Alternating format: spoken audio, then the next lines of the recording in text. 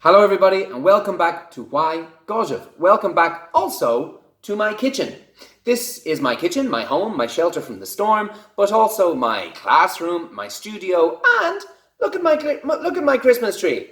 Look at that little Christmas tree.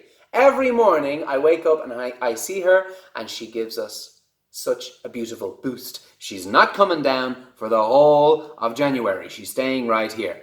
Ladies and gentlemen, I want to tell you today about when I visited in the town of Myślibusz, about 12 kilometers away from Gorzów Wielkopolski, where I live, a refugee center for refugees, for human beings running from the war in their country after the invasion by Russia. We all know the story.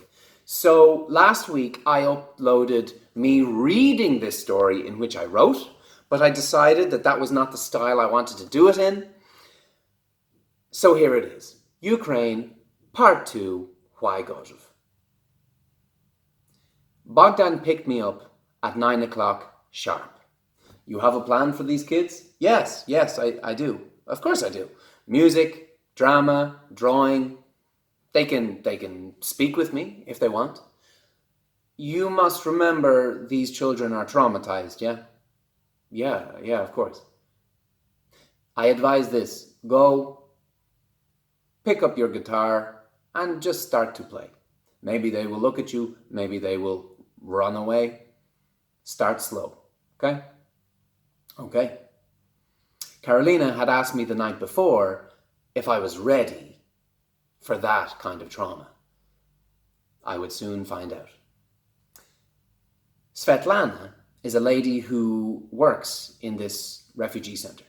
She said to me that if needed, she could translate my scrappy Polish into her native Ukrainian. We would see.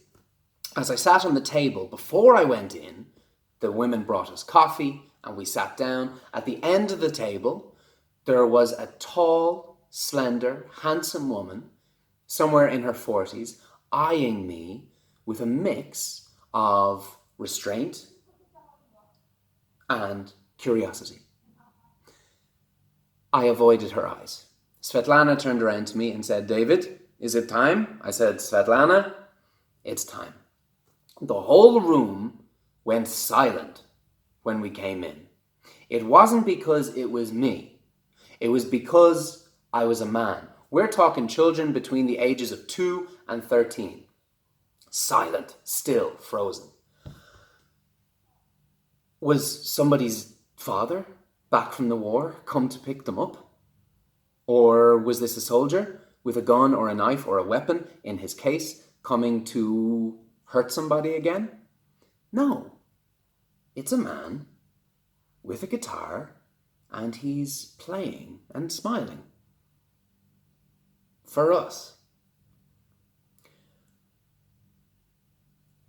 With Svetlana's help, after the guitar kind of soothed the atmosphere, we went through 2 creative games. The first game was draw something you really, really like. It can be anything. David, can it be? Yes, it can. It can be anything you want. Well, we had flowers. We had football. We had school. We had Ukraine. We had loads of stuff that I can't remember. Forests, meadows, basketball.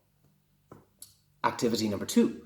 Draw your favorite cartoon or movie hero. Can it be? Yes, it can. Yes, it can. It can be anyone you want. Well, we had the Batman, the Spider-Man, the Hulk. We had Harry Potter, Hermione, no Ron. Sorry about that, Ron.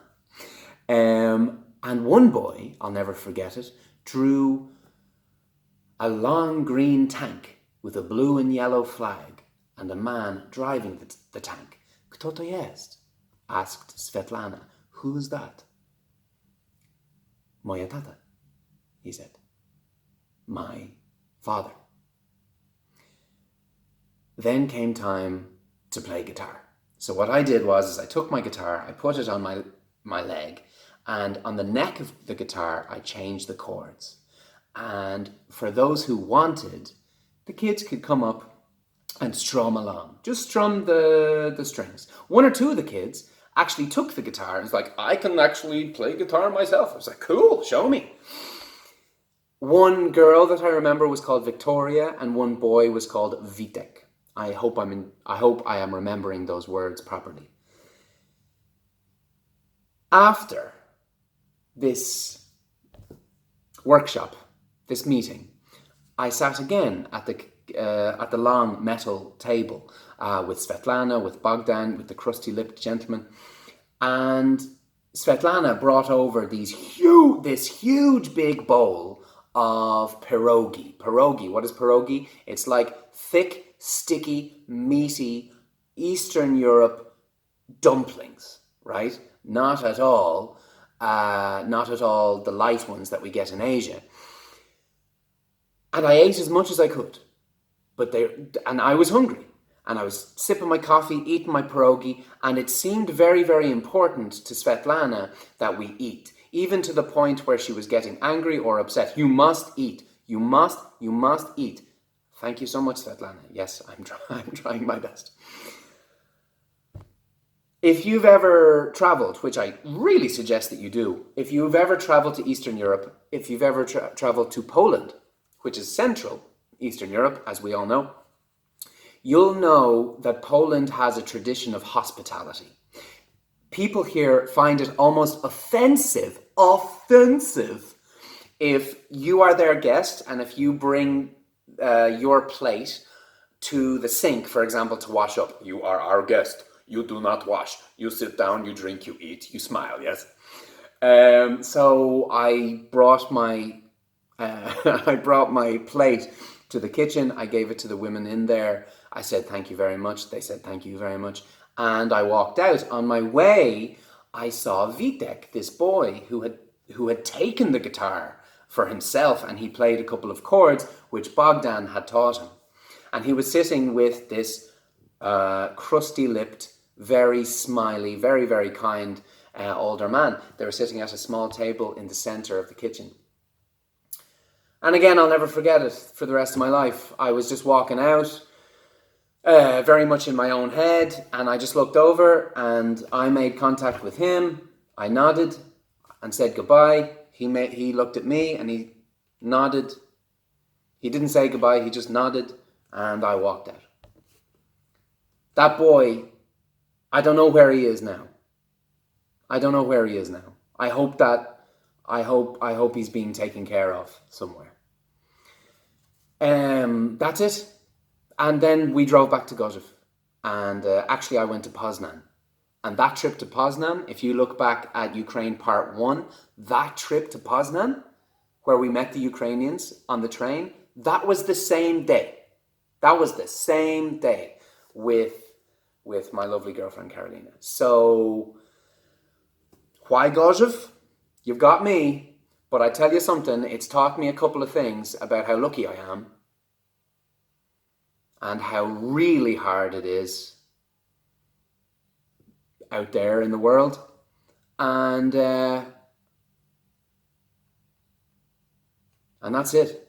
Ladies and gentlemen, thank you so much for listening. Share, like, and subscribe. Be kind to just one person today. You never know what people are going through. You never, ever, ever know. And maybe, hey, if you ask, they might even tell you. See you. Thanks.